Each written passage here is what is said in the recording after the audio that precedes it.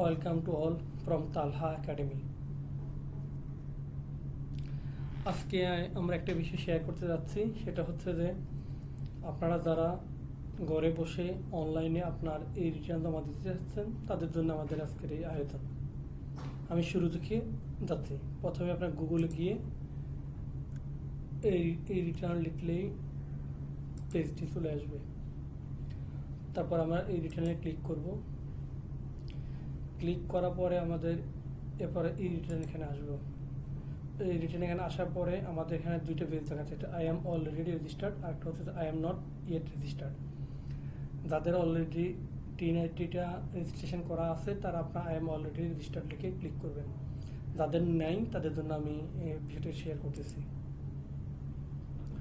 প্রথমে আপনি আপনার টিন নাম্বারটা দিবেন এবং এখানে আপনার মোবাইল নাম্বারটা দিবেন। যে মোবাইল নাম্বারটি আপনার এই আইডি দিয়ে কেনা, মানে এনআইডি দিয়ে কেনা। কারণ হচ্ছে যদি এনআইডি কেনা না থাকে তাহলে ওটিপিটি আসবে না।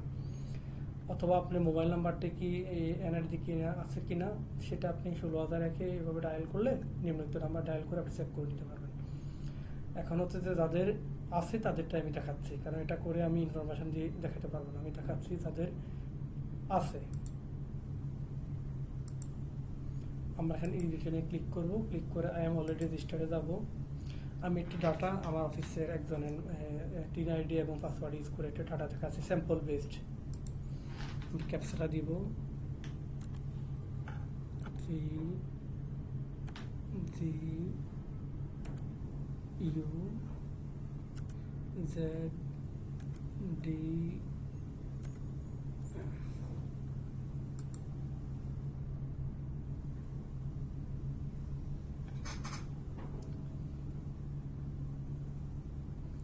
তারপরে আমরা রেগুলার রিটার্নে যাব। নর্মালি যে আপনারা প্ল্যাটফর্মে যে ড্যাশবোর্ডটা দেখতেছেন সেলফ থাকবে, 2025-26 অটোমেট দেওয়া থাকবে ফ্রম 2024 থেকে জুলাই থেকে 2025 জুন পর্যন্ত, 30 জুন পর্যন্ত। রেসিডেন্স এটা নর্মালি কমন থাকে। ট্যাক্স এক্সেন্টেড ইনকাম ইয়েস নো থাকে, এটা পরবর্তীতে আমরা দেখবো। আপনি যদি কোনো ইনকাম থাকে যেটা আপনি রিবিট পাবেন অথবা কোনো ধরনের ট্যাক্স কাটা যাবে না, সেই ক্ষেত্রে এটা ইয়েস হয়, বাকি ক্ষেত্রে নর্মালি সবাই নো হয়। তারপর হচ্ছে any taxable income in the income ইয়ার, আপনার কোনো ট্যাক্সেবল ইনকাম আছে কিনা, যদি থাকে তাহলে ইয়েস দিতে হবে। তারপর আপনার যে ইনকামের সোর্সিংগুলো কোন মাধ্যমে আসেন, যেন আমি ধরেন আমি একটা ফ্যাক্টরিতে চাকরি করতেছি, আমার ইনকাম ফ্রম এমপ্লয়মেন্ট চাকরি সুবিধা আসতেছে, তাহলে আমি এটা ক্লিক করবো। আর income from rent, income from agriculture, অন্যান্য যে ইস্যুগুলো আছে যদি থাকে তারপরে টিক্সেনে দেবেন, না থাকলে টিক্সেনে দেওয়ার প্রয়োজন নেই। পরবর্তীতে আমরা কন্টিনিউতে যাব।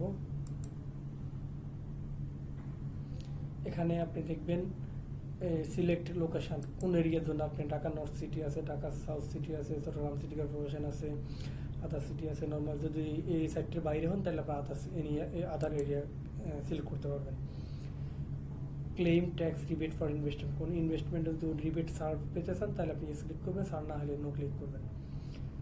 পরবর্তীতে গ্রস ওয়েলথ যদি 50 লাখের উপরে থাকে আপনার সম্পদ, আমি যেটা বলতেছি আবার একটু শেয়ার করে নিই, প্রথম বছরের জন্য আমি শেয়ার করতেছি। প্রথম বছরে সচরাচর এই জিনিসটা হয়ে থাকে আর কি। গ্রস ওয়েলথ 50 লক্ষ টাকা যদি উপরে হয়ে থাকে, গ্রস ওয়েলথ ওভার 50 লাখ, তাহলে ডিস দিবেন, যদি ওভার 50 লাখ তাহলে নো দিবেন। আপনার যেমন মোটর কার, বিদেশি কোনো সম্পত্তি, শেয়ার হোল্ডার সম্পত্তি, এনি হাউস প্রপার্টি যদি থাকে তাহলে আপনি এগুলো, না থাকে তাহলে নো দিবেন, থাকলে ইয়েস দিবেন। ITP may not be mandatory student, এটা ইয়েস দিবেন, তারপর সেভ কন্টিনিউতে যাবেন। এখানে আছে এমপ্লয়মেন্ট হিস্টোরি, মানে কোথায় জব করতেছেন এটা। ধরেন সাপোজ আচ্ছা, এখানে গভর্নমেন্টে যদি আইপাস হবে, আইপাস হবে গভর্নমেন্টের যাতে স্যালারি বিভিন্ন ওদের জন্য, প্রাইভেটের ক্ষেত্রে প্রাইভেট আদার দেন হবে। আবার এমপ্লয় ধরো প্রয়োজন আপনি তালহা একাডেমিতে জব করেন, আপনার প্রতিষ্ঠানের নাম ধরেন তালহা একাডেমি, স্যাম্পল দেখাচ্ছে তালহা একাডেমি। আবার ধরেন ডেজিগনেশন আছে সিনিয়র এক্সিকিউটিভ,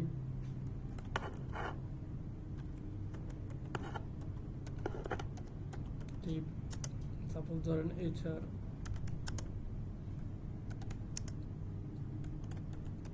একদিন ডেজিগনেশন দিলাম। এবার আপনার বেসিক স্যালারি আমি একটা ড্রপ করতেছি, এটা জাস্ট বোঝানোর জন্য। সাপোজ আপনি বেসিক স্যালারি পান 4 লক্ষ টাকা, হাউস রেন্ট হবে আপনার